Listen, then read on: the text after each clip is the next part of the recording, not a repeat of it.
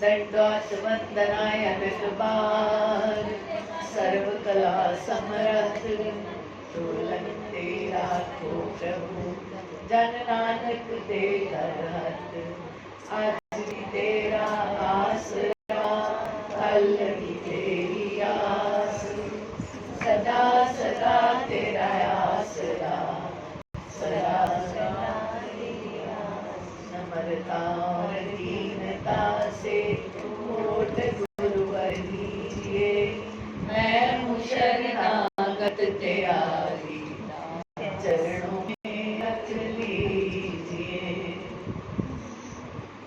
परम पूज्य परम आराध्य सद्गुरु भगवान के चरणों में कोटि कोटि नमन। श्री चरणों में विराजमान गुरु प्यारी साध संगत, आज भगवान की अहेतु की कृपा है। जब भगवान अतिशय कृपा करते हैं तो क्या देते हैं? हमें प्रेम दान देते हैं, भक्ति दान देते हैं, अपने चरणों का प्यार बख्शते हैं और हमें अपने हृदय में नजदीकी देते हैं।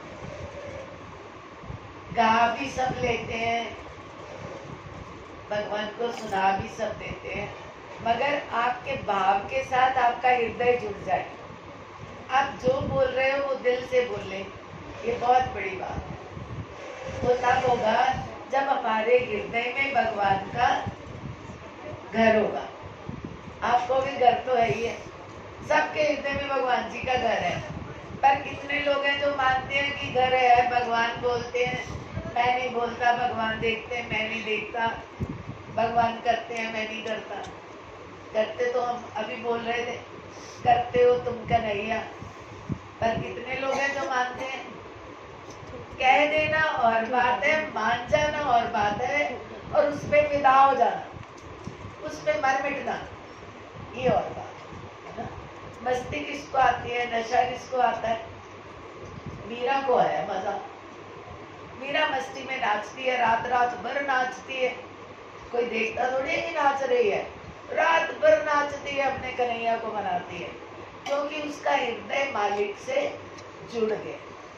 तो ये सारा जो कुछ हम करते हैं इसलिए करते हैं कि प्रभु हम तुमसे जुड़ जाएं, हमारा हृदय आपका सिंहासन बन जाए, हमारे सांसों में आप बस जाओ, हमारी वाणी आपका गुणगान करे, और मैं जो बोलूं तेरे लिए, जो मैं स्तुति करूं तेरी करूं। वरना बंदा तो 90% सारा जीवन अपनी स्तुतियां करता रहता है, और उसको अच्छा भी लगता है कोई उसकी तारीफ करे, खुद भी करता है, दूसरों से भी करवाता है, फिर पेट नहीं भरता।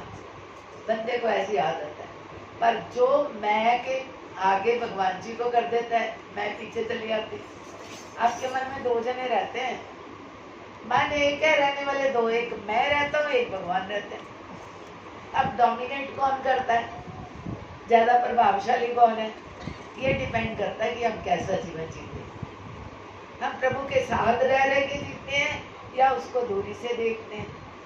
अब मूर्ति देखी, सिर झुका दिया, स्वभाव है हमारा, पर अगर दिल से आप झुक गए ना, फिर तो आप उठ ही नहीं पाओगे। जहां सर झुकाओगे वही वो नजर आएगा, जहां बात करोगे उसी की करोगे, जहां गाओगे उसी का गुणगान गाओगे। ऐसा भी होता है, पर कब होता है? जब कहते झूठ मूठ खेले सचमुच हुए। छोटे से बच्चे को हम कहते मंदिर जाओ, मंदिर जाओ, बच्चे को नहीं पता मंदिर में क्या है, ले जाते हैं हम, कहते बेटे झुक जाओ, माथा टेको, दंडवत कर दो, अच्छा कर देता है, प्रणाम करो, कर देता है, प्रसाद ले लो, ले लेता है। पर वो उसकी एक एक्टिविटी है, उसका एक क्रिया है, उसका एक खेल है, क्योंकि माँ कह रही है वो कर रहा है। पर अगर वो रोज करता गया करता गया करता गया, एक दिन आएगा उसका हृदय जुड़ जाएगा। कहते झूठ मूठ खेले सचमुच हुए, सचमुच करे सो बिरला कोई, जो कोई खेले मन चित लाए, होते होते होगी। जब हम जुड़ना शुरू करेंगे, उसके प्यार में भजन गाएंगे, उसकी स्तुतियां गाएंगे, उसको भोग लगाएंगे, उससे प्यार करेंगे, उसको अपने घर में बुलाएंगे, अपने दिल में बुलाएंगे, और एक दिन आएगा आप उसको याद याद करके रोने लग जाओ। आपको लगेगा मैं तेरे बिना जी नहीं सकता। नाचने लग जाओगे, गाने लग जाओगे, रोने लग जाओगे। ये आपकी आदत हो जाएगी, क्योंकि जो जिसको मोहब्बत करता है उसके बिना रह नहीं सकता। जीवन का उद्देश्य भगवान था जब हम आए, है ना। जब बच्चा माता के गर्भ में होता है, उल्टा लटकता है, वो बार बार प्रार्थना करता है, प्रभु तू एक बार मुझे दुनिया में भेज, मैं हर सांस तुझे याद करूं। और छोटा सा बच्चा, उसको हम कहते हैं ये भगवान है। क्यों? उसका अपना कोई मन नहीं है। हम हंसाते हैं, वो हंसने लगता है, हम थप्पड़ मार देते हैं, वो रोने लगता है, क्योंकि वो भगवान ही है, उसका कोई मन नहीं है। अब जो जो हमने उसके मन में क्या क्या डाला, ये माँ पे डिपेंड करता है, वो बच्चे के मन में क्या डाल सकते, है ना। जो आप डालते हो वही वो बनता चला जाएगा। अब आपको सोचना है अपने बच्चे को क्या बनाना है। हमारे देश में महारानी हुई है गोपीचंद की माँ, उसने अपने 6 बेटे सन्यासी बना दिए।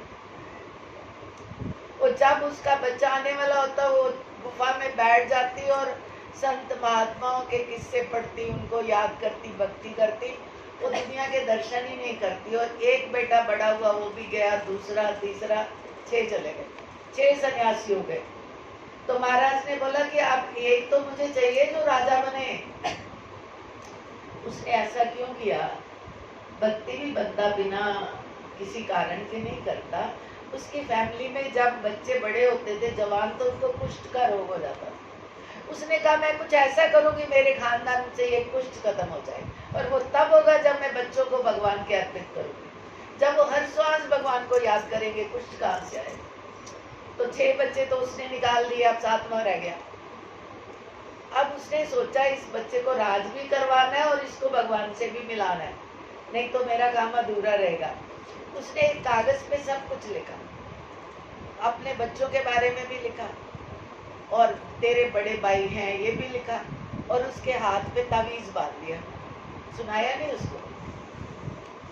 तावीज बांध दिया। वो लड़का बड़ा हुआ, जवान हुआ, वो स्नान कर रहा था और माँ ऊपर देख रही थी, हाय मेरा बच्चा इतना सुंदर, जवान, इतनी अच्छी इसकी निर्मल काया, और एक दिन इसको कुष्ठ हो जाएगा। उसकी आंखों से आंसू गिरे और वो गरम गरम उसकी पीठ पर पड़े। तो दासियां उसको स्नान करा रही थी, तो उसने ऊपर देखा, मेरी माँ रो रही, क्यों रो रही है? तो वो माँ के पास गया, कहते माँ मैंने कौन सा काम आपका नहीं किया, मैंने क्या कोई गलती करी, आप क्यों रोए माँ? मैं नारा था, आप रो रहे थे, क्यों? तो माँ ने कहा बेटा मुझे कुछ नहीं कहना, तू जिंदगी में जब भी तेरे को कोई मुश्किल आए ना, तू ये तावीज खोल के पढ़ लेना, तेरे को सब पता चल जाएगा। और होता क्या है, राजा लोगों की आदत थी कि अपनी सल्तनत में उनका मन कम लगता था, दूसरों की तरफ देखते थे, वो भी हड़प ले, वो भी ले लें, वहाँ भी लड़ाई कर लें।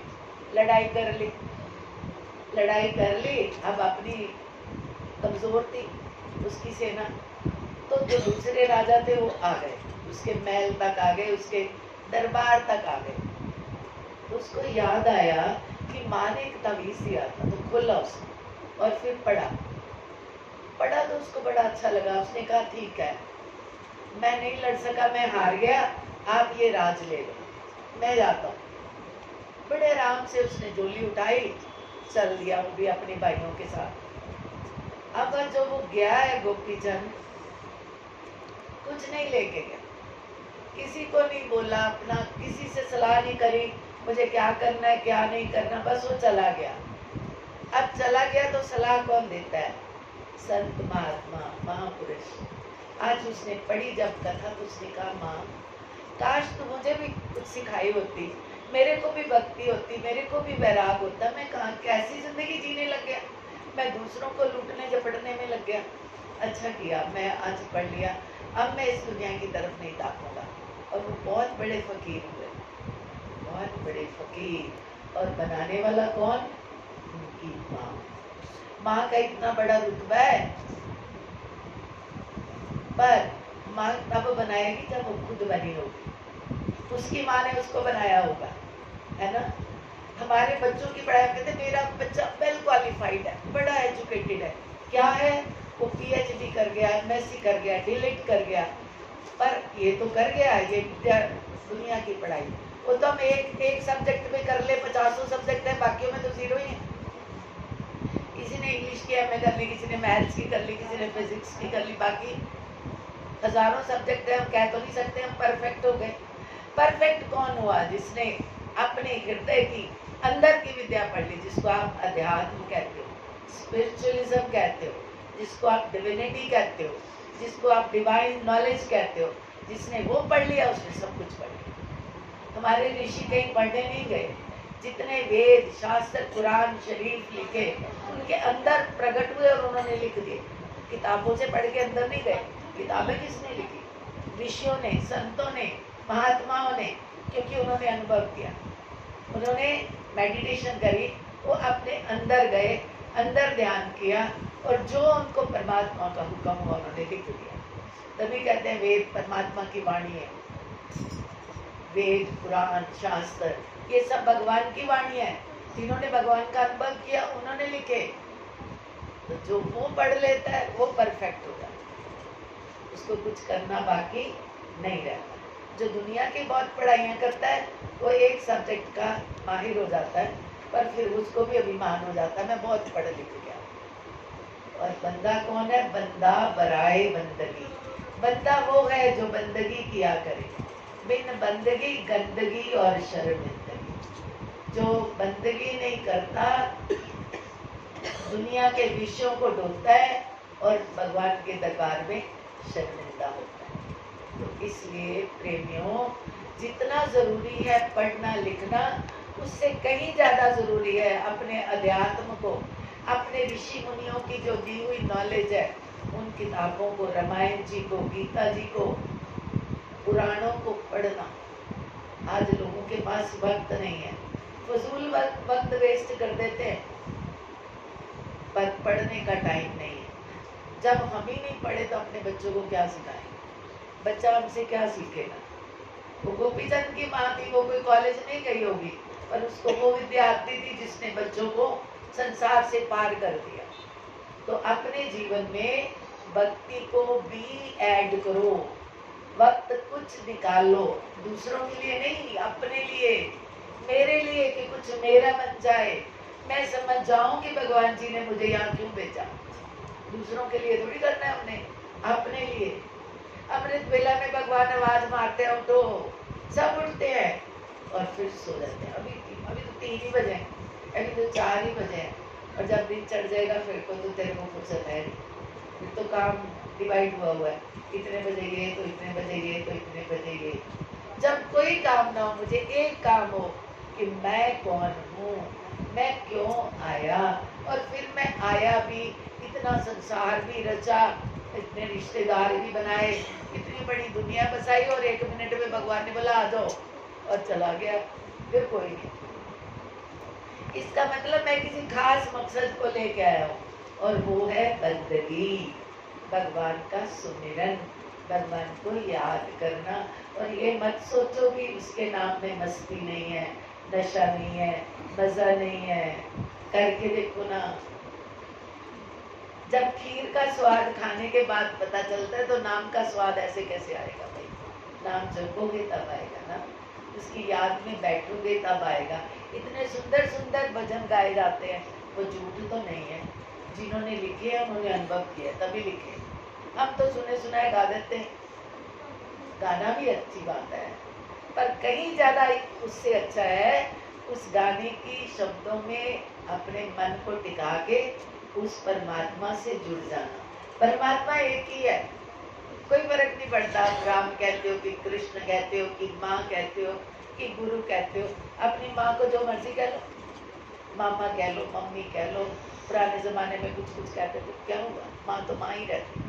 भगवान हमारी माँ है, सारी सृष्टि की माँ परमात्मा है, उसको कैसे भी याद कर लो, पर जब करो चाहे 2 मिनट के लिए करो, दिल से करो कि तू मेरे पास है और मैं तुझे पुकार रहा हूँ, मैं बोल रहा हूँ तू सुन रहा है, मैं खिला रहा हूँ तू खा रहा है, मैं हंसा रहा हूँ तू हंस रहा है, मैं नाच रहा हूँ तू नचा रहा है। ऐसा इतना नजदीक है तू, इतना नजदीक मेरे कोई नहीं है, एक तू। मस्ती आएगी जीने में भी और मरने में। जिएंगे तुझे याद करेंगे, मरेंगे तेरे पास आएंगे, मर तो दोनों हाथों में लगे, है ना?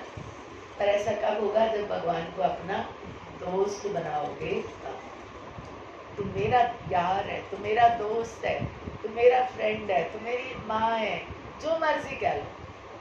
तो ऐसा बनाने के लिए सत्संग है, महापुरुष है, संत हैं, हमारे धार्मिक ग्रंथ। तो इनको पढ़ना, इनको आज भी पाठ किया सबने हनुमान जी का, सुंदरकांड का। तो आप देखिए हनुमान जी महाराज ने वानर के शरीर में आकर क्या कर दिया कमाल, कि आज हनुमान जी कहते जो काम कोई नहीं कर सकता हनुमान कर। भगवान जी ने ऐसा वर दिया, सीता जी ने ऐसा वर दिया उनको। अशोक वाटिका में जब मिलने गए तो कितने वर दिए उनको, तो वो सारे फलीभूत हो गए। कलयुग में देखो राम जी के मंदिर कम है, हनुमान जी के ज्यादा। ये राम जी ने बोला हुआ है। तो भक्ति करनी है, भगवान को याद करना है और काम करते ही चलो, नाम जपते चलो। ये नहीं कि आपने बैठ के ही जपना है, काम करते करते जपो। मन तो है आपके पास, भगवान जी को मन चाहिए और दुनिया को तन चाहिए। कामों के लिए शरीर चाहिए और भगवान के लिए मन। तो आपने अपने मन को पवित्र बनाना है, शुद्ध बनाना है, भगवान जी के चरणों में लगाना है। आज हमारे नीलम बहन जी के घर दूर दराज से संगत चल के आई है। सारी संगत का भी बहुत बहुत सत्कार है। सारे इतनी गर्मी में बैठे भी हैं तो बड़े आराम से मौन बैठे हैं, खुश बैठे हैं। भगवान आप सबको अपने प्यार से भरपूर कर दे। हमारे नीलम बहन जी के सारे जितने उनके भाव थे उन्होंने सारे पूरे कर लिए। सब भजन गा रहे थे, कहते नाचने वाले गाओ, गाने वाले गाओ। तो ये अपना शौक है। तो प्यार से कोई नाच सकता है, ऐसे किसी को खड़ा कर दो कोई नहीं नाचता। मोहब्बत है ये, मोहब्बत में ये लाजिम है कि जो कुछ है फिदा कर दे, कुर्बान कर दे।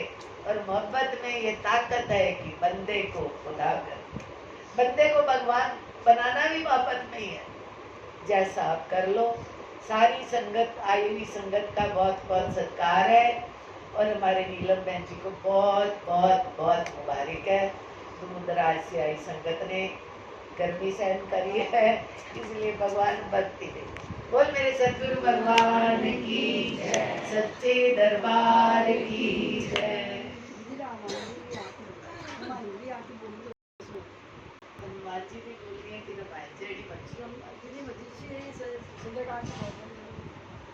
बोलो, आरती करो, बैठे ही रहो, खड़े हो